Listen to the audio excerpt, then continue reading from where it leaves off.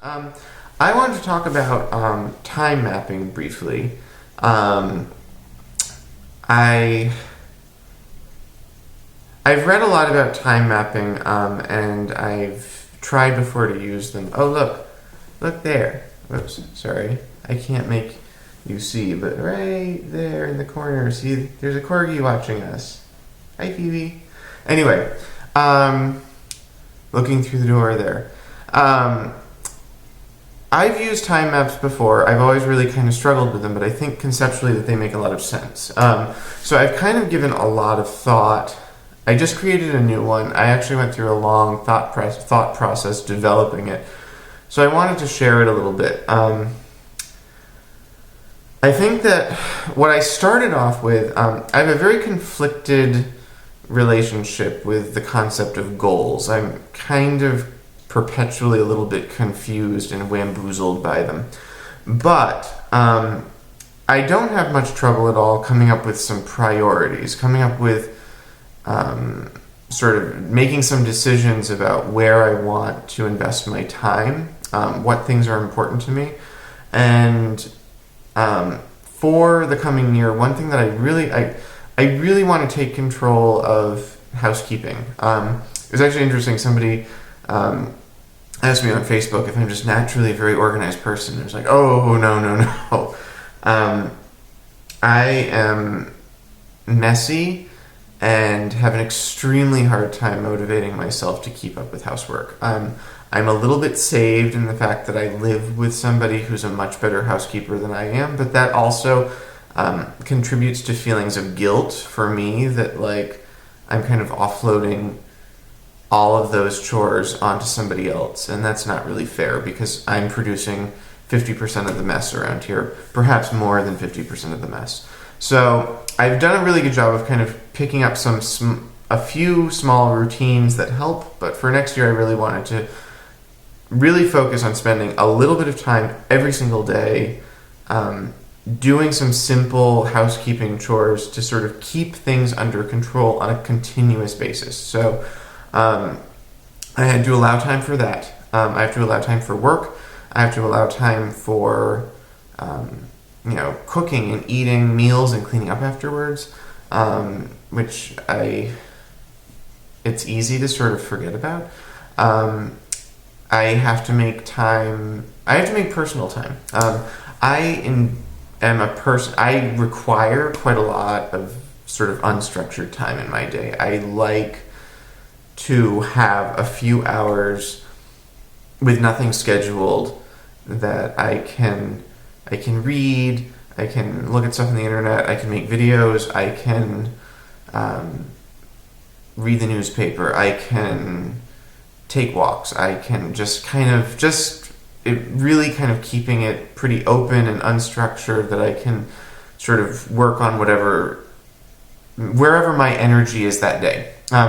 Something that I think perhaps is not really understood about people with attention deficit disorder is that, at least for me, I oscillate between hyperfocus and non-focus. And the hyperfocus is amazing in terms of, like, I get so incredibly motivated to and to find every piece of information about a specific thing or whatever. It's just and it's very unpredictable and it's very uneven, and I need to kind of leave some freedom in my day to accommodate that, just sort of wherever my energy is flowing. So personal time is important. Sleep time is important to me. I know some people seem to be able to get by with like 5 or 6 hours of sleep per night. I really if I'm going to bed at midnight, I really need to not be planning on getting up before 8 a.m.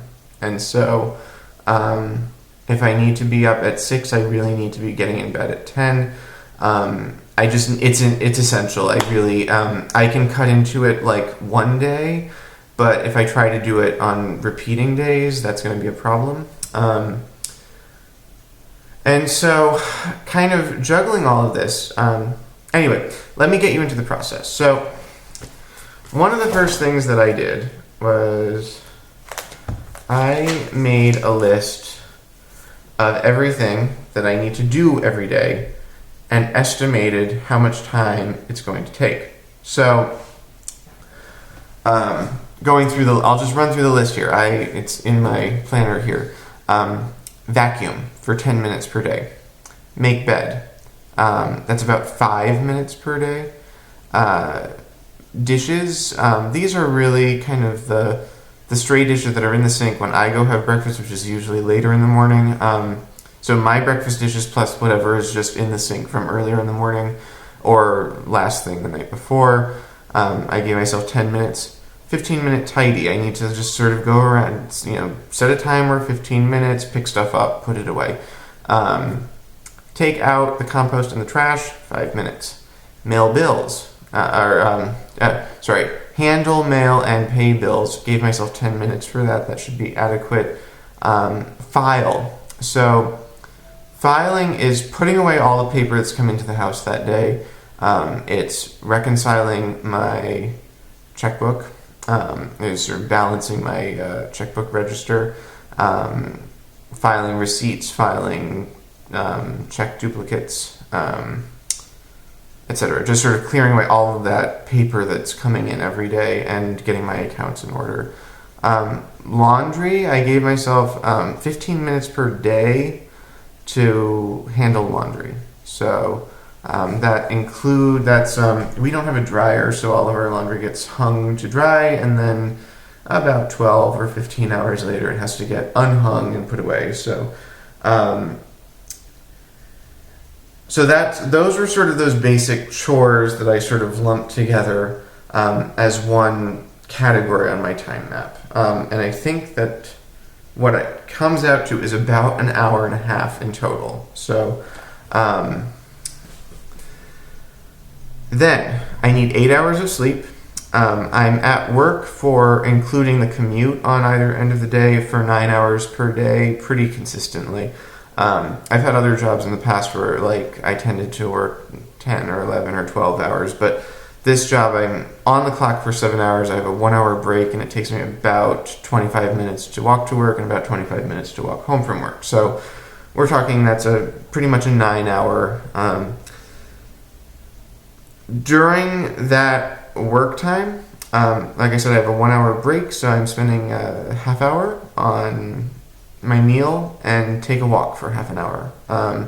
I really like to get lots of walking in. That's really sort of some of my time to process information. It's the only exercise I get. So I try to make sure, basically shooting to walk about 5 miles per day. Like I said, I walk to work and walk home from work. That's about 1.25 miles each way.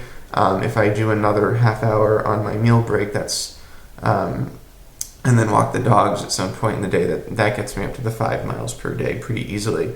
I wanted an hour a day to read. So, and that's not reading online, that's reading paper, reading print. I'm really trying to kind of be more structured about screen time. I left myself 90 minutes a day to cook and eat dinner. And I left myself a half hour per day for shower, shave, dress, which left me 2 hours of unstructured personal time each day. So, and I'm sorry, just to do the math, basically, I took 24 hours and literally I subtracted 8 for sleep, 9 for work, 1 for reading, 1.5 for dinner, 2 hours for personal time, half an hour for showering and dress, and 1.5 hours for chores. And that got me. So by doing this, you start to see, it's really kind of shocking. You can't generate these incredibly, what's the word? It's not coming to me. We can't develop these really optimistic task lists each day with the knowledge that we really don't have much time. Once we've done all the essential routine things every day, there isn't a lot of extra time. Now, and I have that 2 hour block of unstructured time that I can use for something else. So that's also for letter writing. Right now I'm doing holiday cards, which I'm spending about 20 minutes per day or half an hour per day on or so. fiddling with my planner system would fit into that 2-hour window. But anyway, so I took all of this and I made a time map. So I have a very, very linear way of thinking about this stuff, so this really worked best for me. But my different categories, so I have work, chores and errands, which includes my personal shower, shave, dress time that I mentioned before, meals, walking, personal, sort of the unstructured time I was discussing, and read. And I actually stole a little bit of personal time and reallocated it to reading time, which I'll show you. But anyway, the reading time is purple. So I decided that I'm going to shoot to wake up every morning at 7:30 and read for half an hour at the start of the day. I am slow in the morning. I put off getting out of bed as long as I possibly can. And even when I do get out of bed, everything seems to take me 2 or 3 times as long in the morning as it would take me any other time of the day. I procrastinate, I dawdle, I completely zone out and just I'll get in the shower and start thinking about something and suddenly 20 minutes go by. It's a terrible time of day for me. So I felt like giving myself something to do that didn't require me to do much might be a good way to sort of transition myself into my day. Then right off the bat, before I even have breakfast, I said do my morning chores. So that's make the bed, do the vacuuming, take out the trash, take out the dogs, brush the dogs, etc. Just sort of get all that stuff done right off the bat. I will preface this by saying I have no idea if this will actually work. This is a draft. It's like my beta test. But I just needed to sort of give this pattern and see how it works. From 9 to 9:30, I put down breakfast. From 9:30 to 10 to shower, and 9:30 to 10 to take the dogs out for a walk. From 10 to 10:30, I'm shower, dress for work, and